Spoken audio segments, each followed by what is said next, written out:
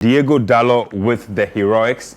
Really good goal there. Was that a good goal or was that bad goalkeeping? I think it was bad goalkeeping. You got more than your fingertips on it. You should be saving that. You should have stronger arms, and Foderingham didn't. And he's had a really bad season, conceding lots of silly goals this season. I think the problem is he did this. If he had done this, go with a stronger one hand. Normally, palm it away. The goalkeepers who they're very good. The Manuel Noah, the David De Gea, and they would have gone with one hand and then palm it away over the bar. But if you do this, you may get there, but it shortens your reach as well. And I think that one hand would have gotten a stronger one and then over the bar. Well, but talking points for me on this game is United still seem like they are struggling to control games.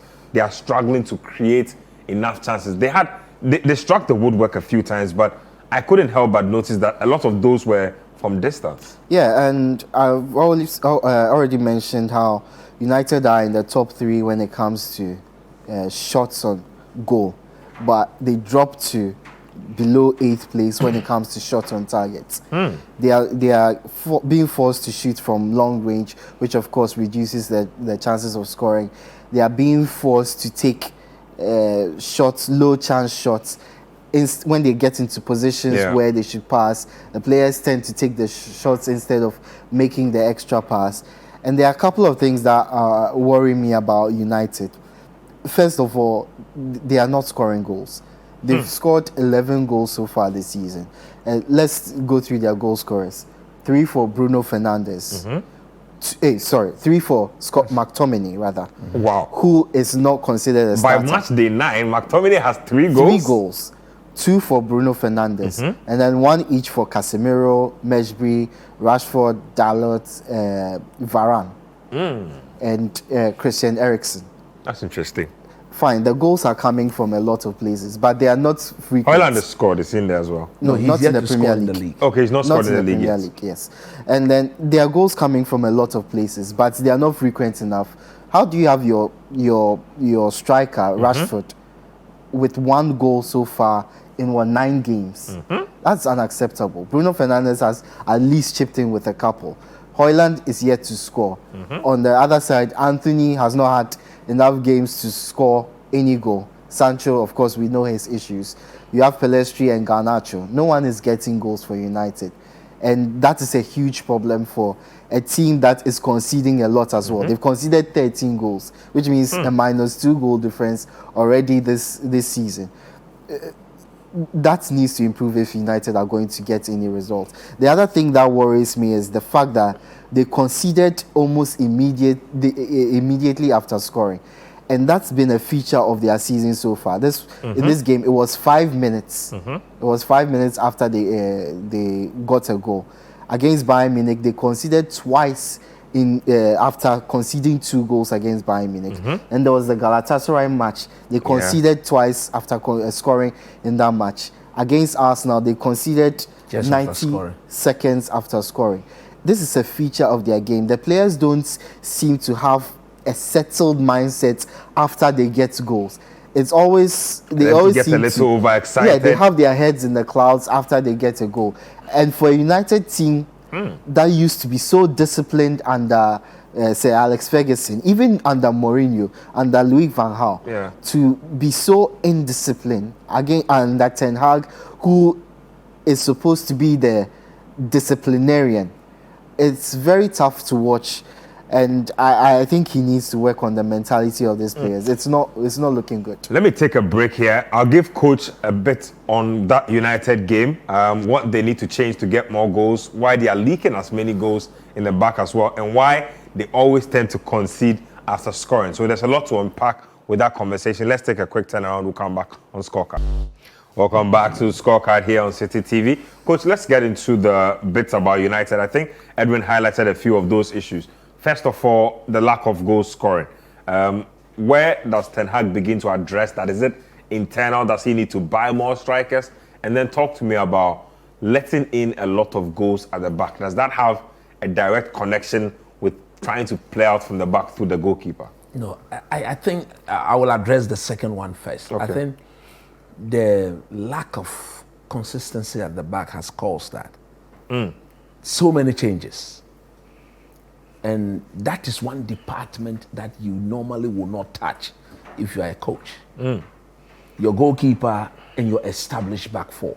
Okay. Or back three or back five, whatever you want to call it. Last season, it was Luke Shaw, Martinez, Varane, and Wan-Bissaka. Yeah. That was the established back four. As we speak, none of those guys are there. As for Luke Shaw and Martinez, long-term injury. Yep.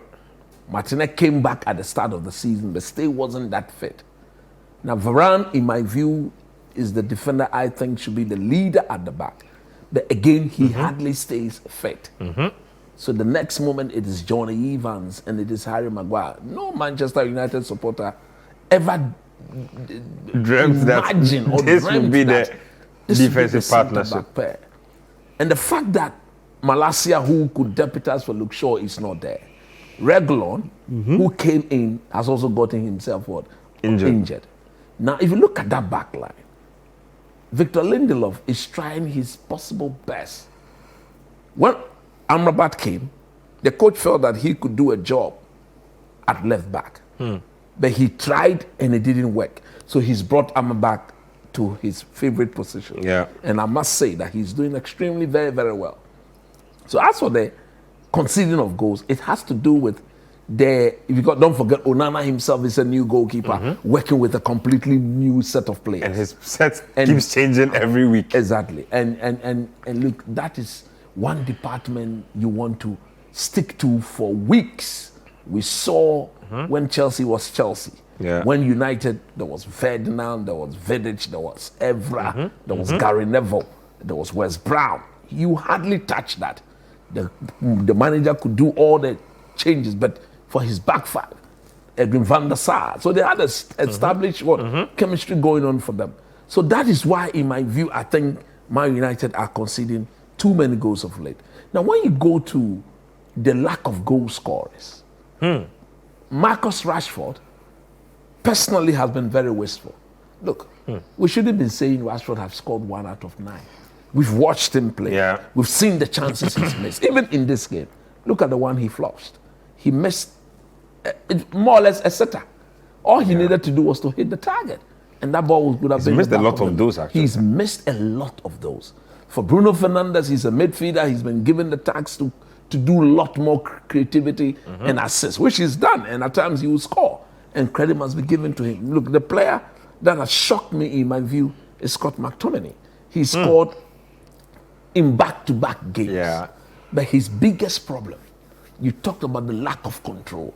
He's not the sort of midfielder you could use to control the game. Look, if Eriksen was 2-3 years younger, then Eriksen, Amrabat, Casemiro, that is going to be a better way of controlling games. But Eriksen, you put him in there, he's not going to win the ball off any opponent. Rather, if you give the ball to him, he will be patient in the build-up. Shouldn't Amrabat be helping to solve that problem? That's what he's doing, actually.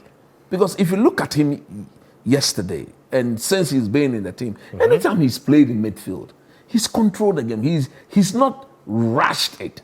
He's been very relaxed, played simple, and he's passed it forward when he has to.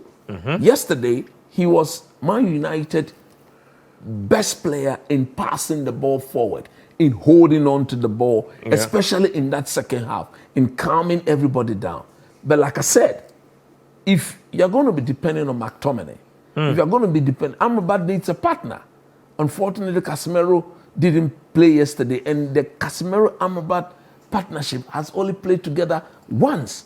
So you may want to say, yes, they are conceding too many goals, but there are genuine reasons why those things are happening. But even although those reasons are genuine, you still have to find a way not to concede. And the best way not to do that is to still compact. How do you tend to concede immediately you put the ball in the back of the net? That is elementary. Every player in that team, it doesn't matter whether you've played together for 20 years or 2 days. You should be smart enough to know that the opponent is going to come at you just when you've winded them. Because if you hit me that hard, I want to do an immediate reply. So it is something that players are told, coaches are told, and Ten Hag has constantly, repeatedly emphasized on that he doesn't understand why they'll continue, because they have been reminded that once you take the lead, sit back for the next 5 to 8 minutes and put yourself in the shape that will make sure you repel whatever is going to be thrown at you. If you cannot do that, you don't blame the coach for that. I'll tell you what's wrong with Manchester United in that goal conceding situation. You know, when you're not scoring a lot of goals in a season, every goal is over amplified. You tend to celebrate it a lot more. I'm not sure what's going on, because it's cut through in their continental games, it's cut through in their cup games, in their league games. It's just very interesting to note, because these are experienced players. They know these things. They should know better. Like I've said, when you score, compact yourself and wait. And wait. Yeah, it's just what's not happening for them.